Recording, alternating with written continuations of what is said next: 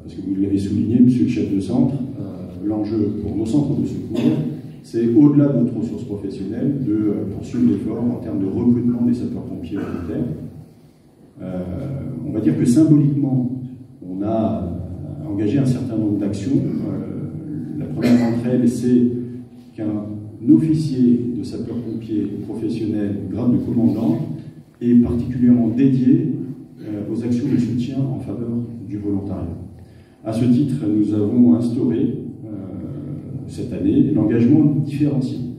L'engagement différencié, ça permet de recruter des sapeurs-pompiers volontaires, non pas pour accomplir l'intégralité des missions de sapeurs-pompiers, mais au moins pour accomplir les missions de secours à personne qui représentent 80% de notre activité opérationnelle.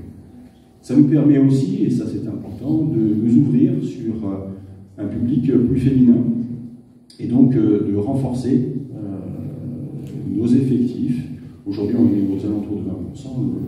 L'objectif, c'est de renforcer la représentation des femmes au sein de nos effectifs. À ce titre-là, je voulais insister sur une actualité récente qui a permis de mettre en valeur que l'égalité homme-femme n'était pas toujours respectée au sein de nos unités opérationnelles. À ce titre, je souhaite insister de manière très forte sur la manière dont le SDIS suivra les agents qui ne seront pas inscrits dans cette démarche et adoptera une posture particulièrement ferme à leur encontre. Pour revenir sur le volontariat, monsieur le maire, vous l'avez précisé, vous avez des pompiers volontaires qui sont conventionnés avec le SDIS et qui finalement permettent d'accomplir les missions au quotidien. En 2021, le conseil d'administration avait adopté, et c'était une première, un dispositif permettant de diminuer la contribution des communes et EPCI au SDIS, qui fait partie d'une obligation légale, de l'ordre de 500 € par pompier volontaire conventionné. Lors de ce même conseil d'administration, il avait été décidé que 2 ans plus tard, ces 500 € seraient complétés par 1 000 € supplémentaires, tenant compte de l'activité opérationnelle du sapeur-pompier volontaire mis à disposition du SDIS durant son temps de travail. Ce sera donc chose faite.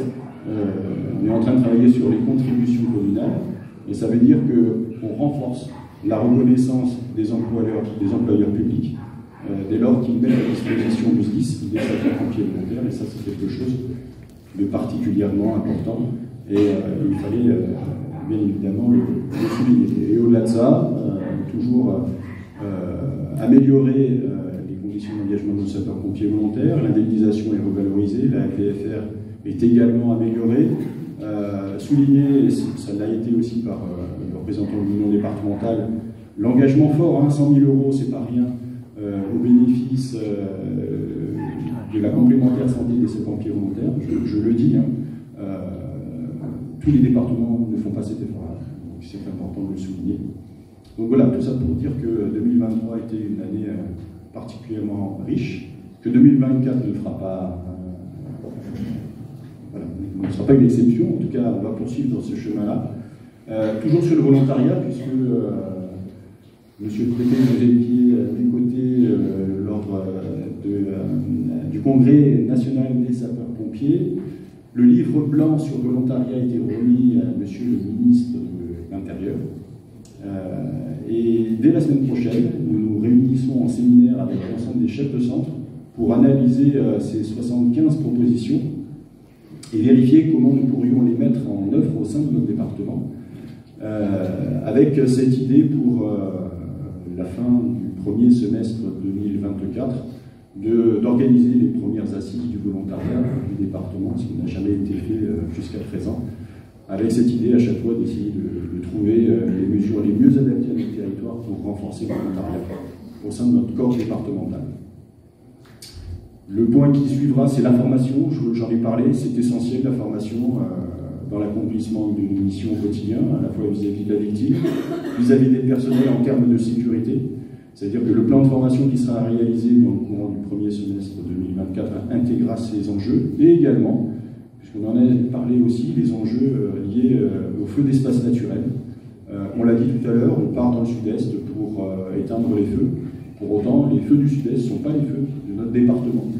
Et je tiens vraiment à ce qu'on réfléchisse en interne pour que on mette en place une formation adaptée au risque local pour mieux éteindre nos feux à nous, sans pour autant remettre en question les feux du Sud-Est sur lesquels on continuera à être formé. Mais je pense qu'on a intérêt à s'inscrire dans cette démarche-là.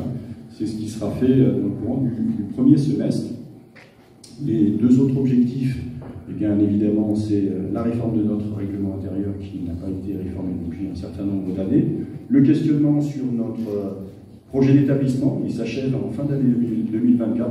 La question est de se projeter sur les années qui suivent et se fixer de nouveaux objectifs. Et bien évidemment, la construction du nouveau centre de secours de Lourdes, avec encore une fois cette idée d'en faire un lieu de vie, un lieu qui permet à toutes et chacun de se réunir, d'accomplir les missions dans les meilleures conditions.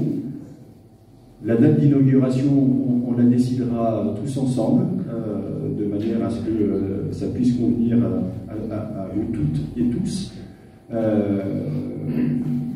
Voilà, sachez que ce sera un moment très important pour notre département. Et je sais que collectivement, tout le monde s'inscrit dans cette belle démarche. Je conclurai en félicitant le chef de centre, le président de l'amicale, parce que vous savez tous, dans un centre de secours, la relation entre un chef de centre et son président d'amicale est essentielle à la bonne vie du centre de secours. Remercier, féliciter tous les promus, les décorés, parce que derrière le galon, derrière la médaille, il y a du temps, et il y a de la formation, il y a de l'engagement. Donc félicitations à vous tous. Aussi remercier toutes les familles, parce qu'on ne le fait pas suffisamment, mais il faut l'admettre, hein, le pompier volontaire notamment, lorsqu'il s'engage, il le fait au détriment de ses proches. Et donc, de manière indirecte, mais réelle, vous participez à la bonne réalisation de nos missions. Donc, merci à tous. Les anciens, et j'ai toujours des plaisirs à voir ce lien intergénérationnel entre les jeunes et les anciens. Et je dis toujours qu'un ancien, c'est bien parce que ça permet de rappeler aux petits jeunes qui ont la critique parfois un peu facile, d'où on vient. Et donc ça, je trouve que c'est très important.